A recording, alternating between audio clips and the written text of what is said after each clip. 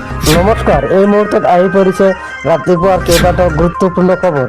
আজি হ'ল 11 ফেব্ৰুৱাৰী। অসমৰ লগত ভাৰতৰ বিভিন্ন প্ৰান্তৰ পৰা কেইবাটাও গুৰুত্বপূৰ্ণ খবৰ যুগুত কৰা। এনেসমূহৰ খবৰ নিতৌ চাবৰ বাবে আমাৰ চেনেলটো সাবস্ক্ৰাইব কৰি ভিডিওটিতে একটা লাইক কৰে দিব। সাবধান, উকুন একটা সাধাৰণ সমস্যা বুলি আপুনি অৱহেলা নকৰিব। হেডলাইনটো পঢ়ি আচৰিত হৈছো হোৱাটো অৱশ্যই স্বাভাৱিক।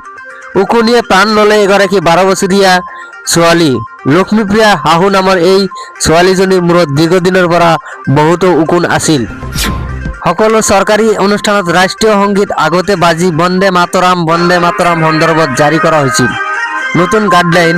কেন্দ্ৰীয় গৃহ মন্ত্ৰালয়ে নতুন গাইডলাইন অনুসৰি বন্দে মাতৰম বাবে এতিয়াৰ পৰা প্ৰতিগৰাকী নাগৰিক থিয় হোৱাটো বাধ্যতামূলক হ'ব। বন্দে মাতৰম পৰিৱেশ সলনি হ'ব পাৰে লোকসভাৰ অধ্যক্ষ। বিৰোধীয়ে আনিছে অনাস্থাৰ প্ৰস্তাৱ।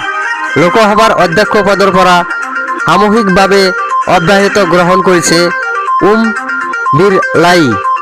বিৰোধী অধ্যক্ষগৰাকীৰ বিৰুদ্ধে অনা অনাস্থাৰ প্ৰস্তাৱ পিছতে এই সিদ্ধান্ত গ্ৰহণ কৰিছে ওম বিৰলাই।